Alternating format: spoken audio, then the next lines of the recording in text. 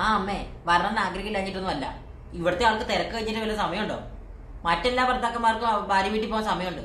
ഇവിടുത്തെ ആൾക്ക് ഒരു കുഴപ്പമില്ല, അവിടെ ഇരിക്കുകയാണ്. ആ അമ്മേ ഞാൻ വിളിക്കാം, ഞാൻ ചോദിച്ചിട്ട് പറയാം. ശരി എന്നാ. അതെ, 4 വർഷമായി നിങ്ങൾ എന്റെ വീട്ടിലേക്ക് വന്നിട്ട്. അവിടുത്തെ പട്ടി 4 പറ്റു. അല്ലെങ്കിൽ അതും കൂടെ കളിക്കാൻ. നിങ്ങൾ എന്നെ വെറുത്തോണ്ടിരിക്കുന്നത് കടിച്ചു പിടിച്ച കൈകാലിലൂടെ ഒക്കെ തിന്നൂലോ. അടുത്ത ആഴ്ച നിങ്ങൾ എന്നെ കൊണ്ട് വീട്ടിൽ പോയേ പറ്റുള്ളൂ. എന്ത് നിന്റെ വീട്ടിലെ പട്ടി 5ാമത് പറ്റോ? അതിന്റെ കൊച്ചിനെ മാമോസം വെക്കണം. നിങ്ങൾ കൂടുതൽ ഡയലോഗ് ഒന്നും ഇരിക്കണം. എനിക്ക് ഇന്നറിയണം എന്താ നിങ്ങൾ എന്റെ വീട്ടിലോട്ട് വരാത്തതിന് കാരണം. ഇടി പെണ്ണെ, നീ ഒരു പുതിയ സാരിക്കടയിൽ പോയി.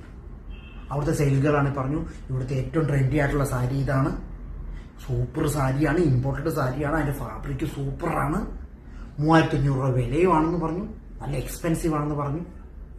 നീ ആ സാരി മേടിച്ചു. അത് മേടിച്ച് നീ വീട്ടിൽ കൊണ്ടു. അത് നീ 2 ദിവസം ഉപയോഗിച്ചു, ആഡംബരം കാണിച്ചു. അത് കഴിഞ്ഞത് കഴുകിയിട്ടു. നിങ്ങൾ ഈ സാരിക്കാലം കേട്ടോണ്ടെങ്കിൽ സമയമില്ല. നിങ്ങൾ കാരണം പറഞ്ഞു. ആ അതിലേക്കാണ് ഞാൻ വരുന്നത്. നീ കേക്ക്. നീ അത് കഴിഞ്ഞത് തേക്കാനെടുത്തട്ടോ അതിന്റെ കളർ ഇളകിപ്പോയി, അതിന്റെ നൂല് പൊട്ടിപ്പോയി, അതിന്റെ തുണി ഏറിപ്പോയി. അങ്ങനെയാണ് ഇനി എന്ത് ചെയ്യും? അങ്ങനെയാണെങ്കിൽ പിന്നെ ഞാൻ ആ കടയിലേക്ക് കയറുകയില്ല. ഇതാണ് നിന്നോട് നീ ചോദിച്ച ചോദ്യത്തിനുള്ള ഉത്തരം.